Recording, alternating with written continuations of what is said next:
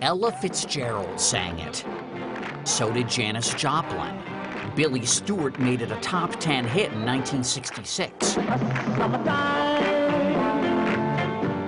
And the living is easy. And Fantasia Barrino was crowned an American Idol with it.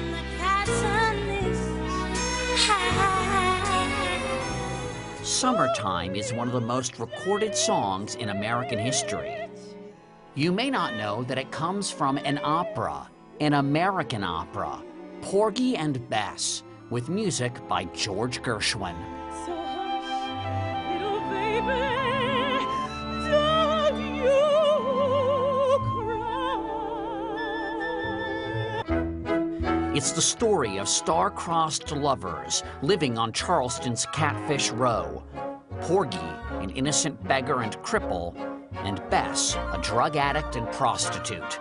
Bess is a woman who has to survive. And if you have no trade, you have no husband, you have nothing, and you have no self-worth. So she goes from man to man. Put your white wedding bells. Four-time Tony Award winner Audra McDonald stars as Bess. I got plenty of nothing, and nothing's plenty for me. Norm Lewis is her Porgy. I got my song, got him the whole day long. Philip Boykin is Bess's abusive lover. God and me is friends. And as the hustler Sportin' Life, David Allen Greer. Greer based his strut on the hustlers he saw growing up in Detroit. It was like an urban ballet. I mean, when you saw these guys with a hat tipped all the way, and they would do this stroll that took up as much space as they possibly could to let everyone know who and what they were. With his so-called folk opera, Gershwin hoped to create, in his words, something that would appeal to the many rather than the cultured few.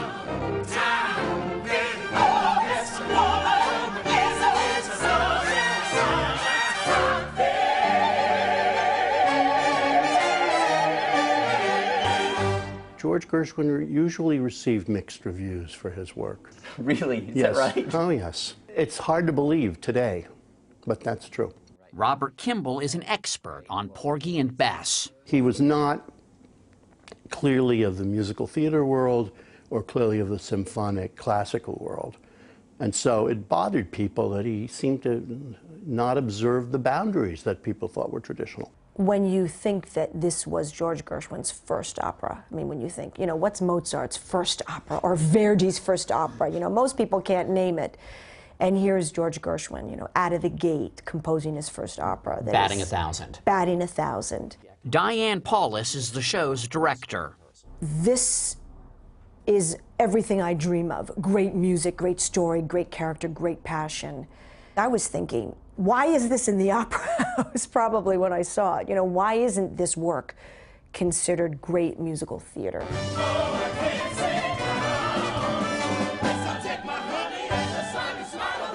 So her revival is streamlined, 2.5 hours versus the usual 4, with the script rewritten, making it less like an opera, more like a musical.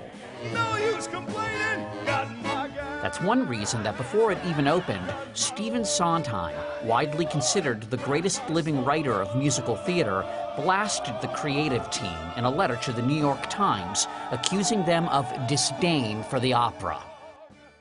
When Stephen Sondheim wrote that letter, did it feel like Moses coming down and smashing the tablets?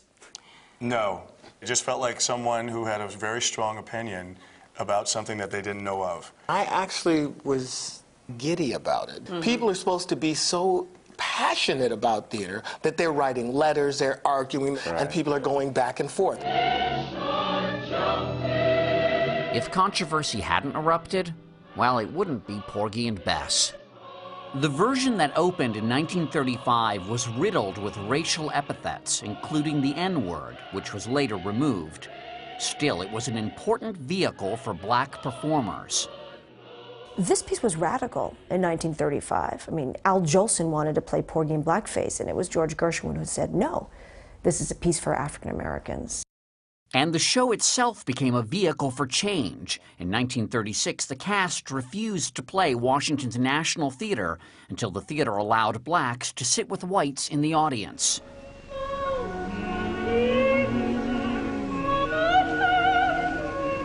By the 1950s, Porgy and Bess had become an American cultural export, touring Europe with Leontyne Price and William Warfield. But over time, the show's portrayal of African Americans had come to seem patronizing. It ain't necessarily so. It was radical in its time. But the world has changed in the past 76 years.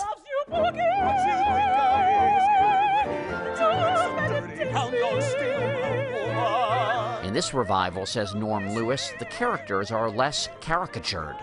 Our argument was that it was not fully developed, and as African Americans, we felt like we should be able to represent ourselves or our history in the way that we know it. This time, Bess bears a nasty scar, something MacDonald took from the novel the opera is based on. The makeup artist does a great job.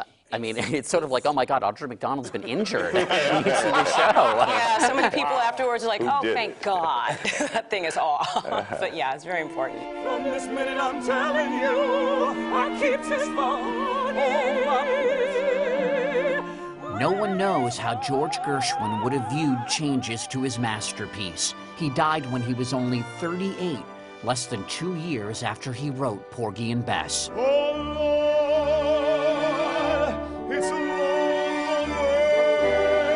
Whatever the controversy may be, we all keep coming back to the show because of the Music. The music. There's nothing like it.